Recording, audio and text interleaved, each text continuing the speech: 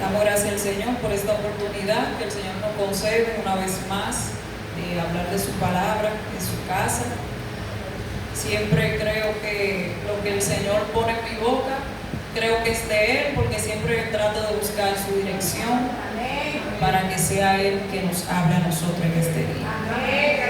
Entonces, voy a hablar mejor del tema, limpiemos el corazón. Eso fue lo que el Señor puso en mí.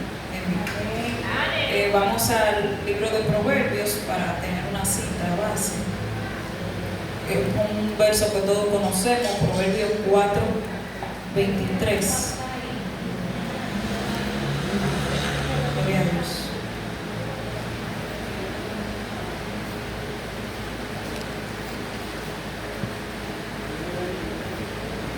Proverbios 4, 23.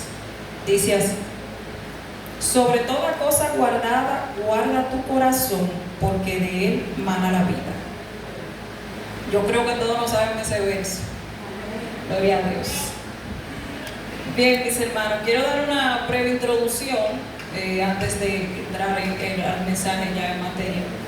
Y es que nosotros por mucho tiempo hemos relacionado los sentimientos, las emociones, pues con el corazón. Y realmente el corazón es un músculo que bombea sangre para mantenernos con vida. Si bien es cierto que el corazón está ligado a nuestro cerebro. Por eso muchas veces cuando nos sentimos tristes, asustados, con miedo, se nos acelera el corazón o cosas, pero no solo el corazón, también toda nuestra parte del cuerpo, a veces temblamos o algo, porque todo está relacionado. Pero no quiere dejar dicho que aquí que el corazón albergue sentimientos o emociones. Es un músculo.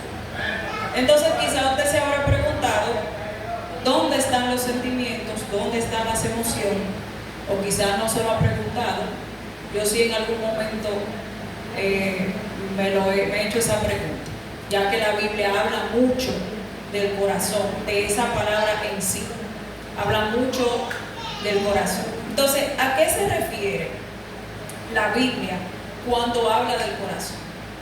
La verdad es que el Señor se refiere a el interior, a mi yo, a mi interior. Ese yo que nadie ve, que nadie conoce, sino el Señor. Amén. Es quien conoce ese yo interior. Gloria a Dios. Donde se encuentra mi voluntad, mi conciencia, todo lo que yo hago, donde nadie me ve, mi intención. Realmente no está esto en un lugar específico, no es que el Señor quizás se refiera a anatomía o biología cuando habla del corazón, sino que es a todo nuestro ser interior al que el Señor se refiere, el yo, mi yo, lo que yo pienso, lo que yo siento, lo que yo decido. Ahí es donde Dios quiere entrar, en ese pensar, en ese sentir y en esa decisión. Ahí es que Dios quiere entrar, porque para tomar dominio, porque cuando Dios toma dominio de algo, lo toma para bien. Quiere tomar el dominio completo de nuestro ser. Entonces sí, ya como haciendo esa breve introducción, vamos a leer de nuevo, no tienen que buscar. Sobre toda cosa guardada, guarda tu corazón, porque de él mana la vida. En otras palabras, cuida tu pensar, cuida tu emoción y cuida tu pensar. Y bueno, a veces uno cuando está predicando dice tú, pero no es que uno sea como tan santo y que usted sea un pecador. La palabra primero corta a uno. Cuando uno estudia, el Señor primero le habla a uno, y bueno, pues uno se arrepiente y se pone, ¿verdad?, en sintonía con el Señor, no porque uno esté en pecado, sino porque hay cosas tan sencillas que ofenden al Señor, para nosotros, que son sencillas, pero ofenden a nuestro Dios. Entonces, cuidar nuestro pensamiento, cuidar nuestros sentimientos y emociones, porque de esto depende nuestra vida. ¿Cuál vida?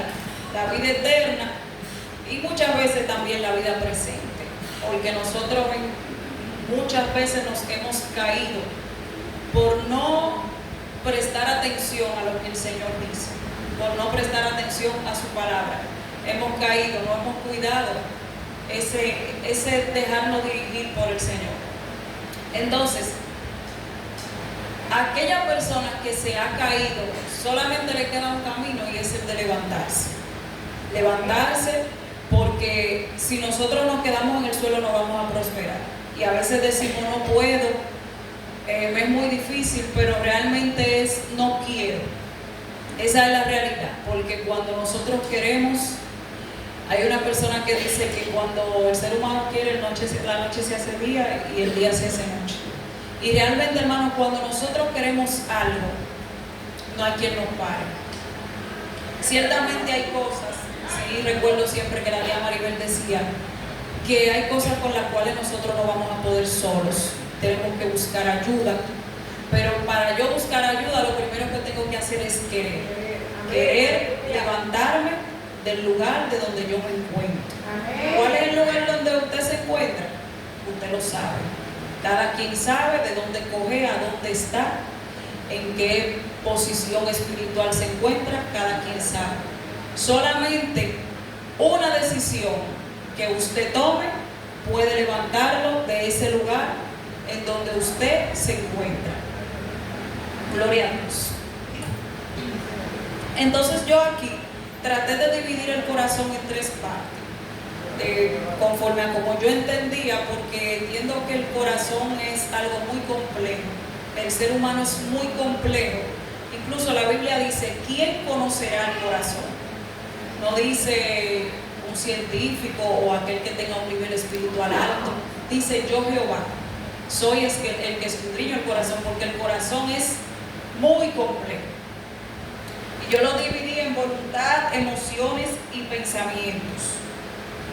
Lo dividí, pero realmente yo entiendo que están relacionados entre sí. Porque un pensamiento puede cambiar una emoción puede cambiar una decisión y así sucesivamente. Todos están entrelazados entre sí. Entonces busqué en el diccionario qué significa la palabra voluntad. Es la capacidad humana consciente y libre para decidir. Es la capacidad humana consciente y libre para decidir. Es decir, en mi voluntad, la que Dios me otorgó, la que me dejó libre, está y solo está la facultad de yo decidir. Yo decido si yo sigo a Cristo o si sigo al mundo. Yo decido si hoy voy a la iglesia o no voy a la iglesia, porque nadie va a decidir por mí. Yo decido si voy a orar y no voy a orar, si voy a ayunar y no voy a ayunar, porque nadie puede hacer esto por nosotros. Las autoridades pueden violar la voluntad del ser humano, y lo hemos visto. Un ladrón viola la voluntad de una persona cuando es despojada de ciertas cosas. Dios, que es el más grande, no viola nuestra voluntad. Dios nunca va a saltar nuestra voluntad. Está en mi decisión, yo decidir qué voy a hacer. Si me voy por el camino del bien, Dios pagó el precio de nuestra salvación y pagó lo más caro, pero yo decido si me voy a salvar o me voy a perder. Porque si fuera por el Señor, todos iríamos al cielo. Amén. Todos. Sin embargo, lamentablemente hay muchas personas que día por día se pierden, van al lugar de condenación. ¿Por qué? Porque simplemente no rindieron su voluntad. No rindieron su voluntad al Señor, no decidieron cambiar, no decidieron hacer las cosas a la manera de Dios. Pero el Señor nunca nos va a obligar, solamente está en nuestra voluntad. Y vamos a ver aquí en la palabra algunas personas que sí hicieron la voluntad de Dios, cómo le fue, y otras personas que no hicieron la voluntad de Dios, cómo le fue. Y en el primer ejemplo tengo a Abraham. Dios le pidió dos cosas a Abraham: que dejara su tierra y su parentela y que entregara a su hijo Isaac. Abraham lo hizo y Dios lo bendijo. Ahora yo pregunto, ¿qué es eso que Dios te ha pedido y que tú no has rendido tu voluntad y no se lo has dado? ¿Qué es eso que el Señor quizás te dijo en una revelación, te dijo a través de una persona, a través de un niño, a través de un líder, a través de tu esposo, a través de quien sea, o tu esposa. Esa forma particular que Dios tiene de hablar, porque Dios habla de muchas maneras. Y eso que tú sientes que Dios te lo está pidiendo, pero tú no lo quieres dar. Tú no lo quieres soltar porque no quieres rendir su voluntad. Porque a medida rendir la voluntad es algo a veces difícil, porque el ser humano es orgulloso de naturaleza. Somos orgullosos y queremos hacer lo que nosotros nos gusta hacer. Y a veces rendir la voluntad cuesta. Pero vemos aquí que Abraham rindió su voluntad y Dios le dio su hijo porque ellos eran estériles. Sara era estéril. Y antes la esterilidad era considerada como una maldición. Es como que usted va pasando por ahí y todo el mundo, ahí va el que está maldito porque no puede fructificar. Antes eso era una cosa muy grande. Entiendo que para Abraham eso fue una gran bendición y no solo fue padre de Isaac, sino que fue padre de naciones. Pero Abraham rindió su voluntad. Entonces yo quiero que tú pienses, ¿qué es eso que Dios te ha pedido? Que tú sabes, que te llega a la mente, pero que no has querido dar. Y pon en una balanza cuáles son los beneficios y los no beneficios de permanecer haciendo aquella cosa que Dios te ha pedido y dejándola de hacer. Tenemos otra persona que el Señor, que no obedeció. Esta persona no quiso hacer la voluntad de Dios y este fue Saúl. Y a mí particularmente me da mucha pena la historia de Saúl, porque Saúl era el rey. Saúl fue Dios quien lo escogió. Fue Dios quien envió a Samuel a ungir a Saúl. David no existía, David no estaba en el plan. David no aparece solo cuando Saúl falló. El propósito del Señor era con Saúl. El propósito de Dios era con él. Él fue que lo ungió. El propósito de él era que el reino de Saúl se extendiera y siguiera de generación en generación. Pero Saúl quiso hacer su voluntad. Y hemos sabido y se ha estudiado aquí en otras veces que Saúl tenía muchos problemas de autoestima, de orgullo, que bueno, no voy a desglosar ahora. Pero sí, Saúl decidió hacer su voluntad y no la voluntad de Dios. Tanto fue así que Saúl terminó yendo donde el lenguaje ahora lo conoceríamos como una bruja. Fue tanta la desviación de Saúl que él terminó yendo a aquel lugar donde él podía quizás consultar a Dios. Y si usted lee la Biblia, usted se da cuenta que en un capítulo Saúl fue donde la bruja y al otro capítulo murió. Se acabó ahí su ministerio, su vida. Y murió porque él mismo decidió quitarse la vida. Saúl fue el hombre que Dios escogió y aún dice, en una parte dice que Dios mudó su corazón. Y pienso que Dios mudó su corazón para ponerle el corazón del rey. Así mismo como Dios quizás tiene que hacer cuando coge una persona para ser pastor, que muda su corazón porque es algo que no lo puede ejercer todo el mundo. Saúl se quitó la vida. Saúl sale de donde la bruja, la divina, y en el otro capítulo se quita la vida. Porque él estaba perdiendo la batalla y él prefirió quitarse la vida. Pero si usted lee en otros capítulos, Ezequías perdió también, el rey Ezequías, y se lo llevaron preso, pero él no atentó contra su vida. Ezequías quizás lo pudo morir o lo que sea, pero Ezequías se salvó. Pues Ezequías no atentó contra su vida. Pero para Saúl, yo pienso como con mucha tristeza y digo, wow, pero Saúl no se salvó. Saúl no se salvó porque él priorizó su voluntad y priorizó su orgullo. Y nosotros, hermanos, tenemos que tener mucha cuenta con eso. Porque a veces el no ceder nuestra voluntad nos puede costar muy caro. Y yo le digo al Señor, Señor, tú que lo sabes todo, si en algún momento tú sabes que yo me voy a perder, mejor llévame antes de tiempo. Yo prefiero durar 20 o 30 años buenos en la tierra, pero salvarme y irme al infierno. Ahora también le digo, Señor, ayúdame a ser obediente, porque el que es obediente se le entiende la vida, para yo no dejar a mi familia huérfana. Pero ayúdame, Señor, a ser obediente. Pero en el peor de los casos le he dicho, Señor, y él sabe que él ha hecho esa oración no una vez, varias veces. Yo prefiero dejar de vivir varios años en la tierra, pero salvarme. Porque la perdición es eterna. A veces cuando nosotros nos encontramos un problema difícil, nosotros decimos, esto va a pasar, esto es una temporada. Pero el infierno no pasa. Eso no pasa, eso es eterno.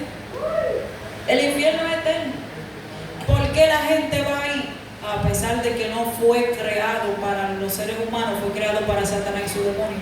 Pero la gente no quiere rendir su voluntad. La gente no quiere a Cristo. La gente no quiere. La gente quiere hacer lo que su libre albedrío le dice que haga, no lo que Dios dice que haga. Y muchas veces lo que Dios dice que nosotros tenemos que hacer no es fácil. No es fácil. Porque hay muchas cosas que a uno no le gusta. Hay muchas cosas del mundo que nos llaman la atención. El mundo es muy atrayente. Eso es como por ejemplo, los condimentos. A veces hay personas que ya cuando van al médico, el médico le dice, no, tiene que dejar de comer con condimentos químicos, porque la comida realmente sabe muy buena, pero te está haciendo daño. Es así mismo la voluntad de Dios. La voluntad de Dios es difícil a veces, pero esa es la que nos va a llevar a la salvación y la que nos va a llevar al cielo. Entonces nosotros, mis hermanos, tenemos que pedirle eso al Señor. Señor, no me dejes perder. Y a veces le dije a mi esposo en estos días, usted sabe que la palabra dice que uno será tomado y otro será dejado. Y yo dije, mi amor, nos vamos los dos. Ningún que uno será dejado y otro que será. Los dos sí, nos vamos los dos, en el nombre de Jesús. Sí, porque es así. Porque uno como familia debe tratar de encaminar al que no. Miren, mis hermanos, Dios nos entregó la familia para ser embajadores de nuestra familia. A veces nosotros estamos muy contentitos porque, yo estoy bien con Dios. Usted siente cuando está bien con Dios, usted lo sabe, nadie más, usted lo sabe. Pero quizá vemos al esposo o a la esposa que no está tan bien. Nosotros también debemos de procurar que el otro esté bien, para que no sea que el uno sea dejado y el otro sea tomado, sino que nosotros llevemos al arca nuestra familia, montemos en el arca la familia completa, que todo, exactamente como Noé, que todos alcancemos la salvación, que todos alcancemos el galardón. Es muy bien que yo esté que esté bien con Dios, que esté en lo de Dios, pero también sí yo debo de procurar que mis hijos, en el caso de los que tienen hijos más grandecitos, pues también que alcancen y enseñarle a sus hijos, mis hermanos, que Dios es que lo ve. No le enseñen a sus hijos a temerle a usted y a respetarlo a usted, porque eso está bien, eso es una parte, pero no del todo, porque cuando esos muchachos no tengan lado suyo y estén en el colegio, usted no lo está viendo, habla mentira, hace todo lo que usted no lo deja hacer en la casa, que no hace. Pero cuando usted le enseña que tienen que temerle a Dios y que Dios lo está mirando, que ellos se metan en una cueva, ellos saben que tienen que temerle al Señor.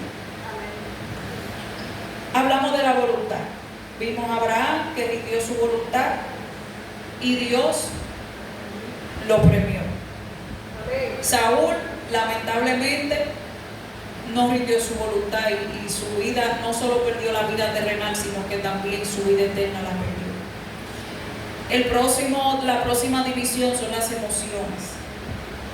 Amor, tristeza, miedo. Las emociones en sí no son malas.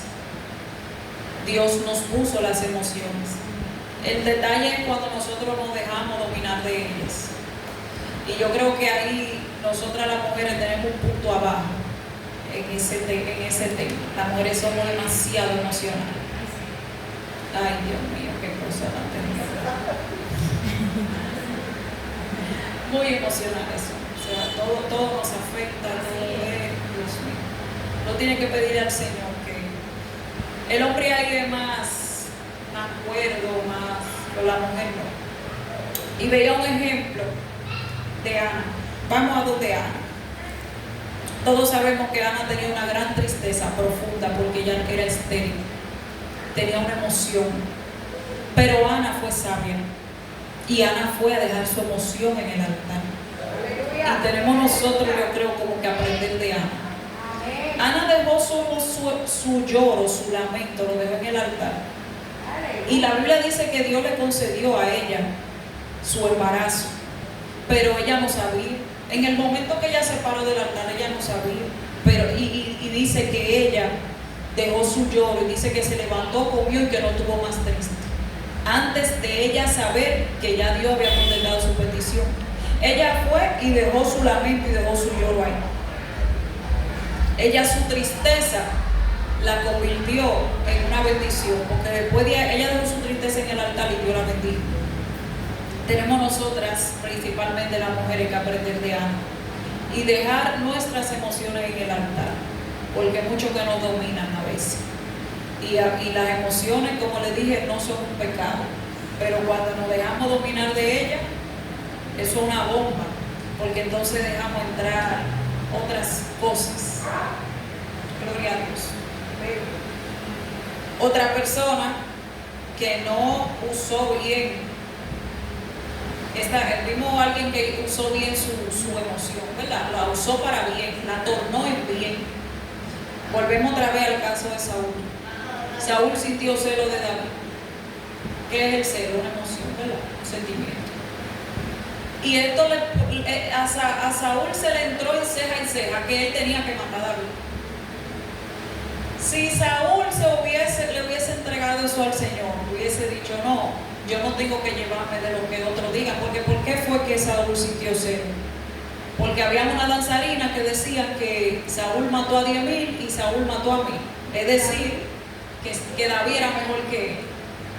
Pues eso le entró a él en su corazón. Él no tuvo la suficiente madurez de decir, no, el Señor reprenda. Él dedicó parte de su vida a perseguir a David. Y no lo mató porque Dios lo cubrió. Pero iba a matar un ungido. Al que David ungió, al que el Señor ungió, iba a matar a Saúl por dejarse llevar de sus emociones. La utilizó para mal y Saúl terminó mal. La última división es el pensamiento. Todo comienza con un pensamiento. Todo lo antes dicho comienza con un pensamiento. Nosotros en el mundo vamos por la Segunda Guerra Mundial, pero en cada cabeza nosotros vamos como por la 10ª ya, en la mente. Porque eso es una guerra todos los días, en la mente. Porque Satanás está haciendo su trabajo y él lo quiere hacer bien y que le salga bien.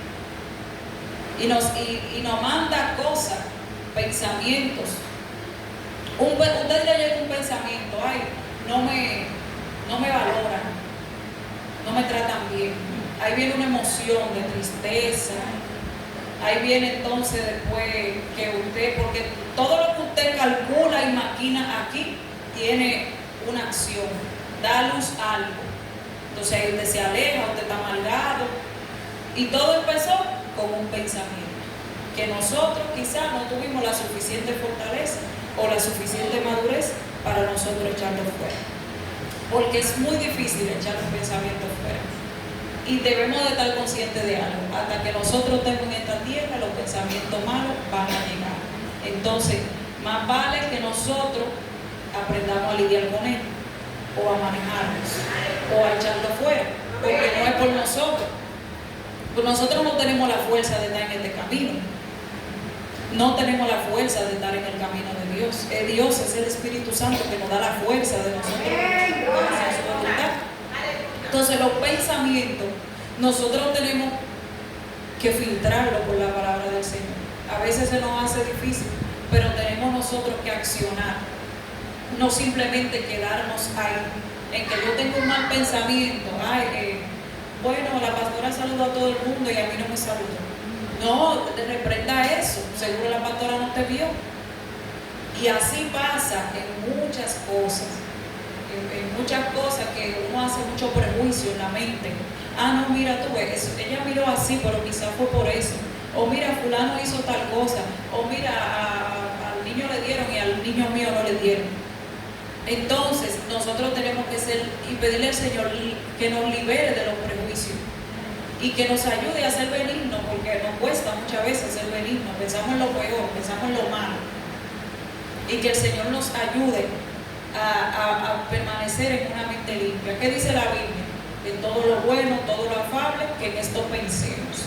Ahora, ¿cómo podemos nosotros permanecer en un pensamiento con buenos pensamientos? No quiero decir que no te va a llegar, sino que cuando te llegue tengas la fortaleza de poder desecharlo orando. Lo único que nos da la fortaleza de no pecar es la oración. Eso es lo único. La oración y la palabra. Orar y llenarnos de la palabra del Señor. Y mantenernos en ese ejercicio. Mantenernos en ese ejercicio, porque la oración es lo que nos va a acercar a Dios. Por más quizá que yo venga a la iglesia, que pueda cantar, que pueda hacer todo lo que yo pueda hacer en la iglesia, si yo no tengo una vida de oración en mi casa, yo no puedo echar para adelante. Y eso le decía al adolescente ahorita, que le hablaba de la pereza. Que a veces, si nosotros no buscamos a Dios en la semana, no vamos a poder llenarnos, no vamos a poder llenar los 6 días de la semana en un domingo, en un solo día. Cuando usted va a un hospital que le ponen un suero, eso es gota a gota que se lo ponen al paso.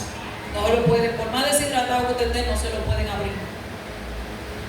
Entonces, nosotros debemos de hacer buscar al Señor. Y a veces se hace difícil porque priorizamos muchas cosas terrenales.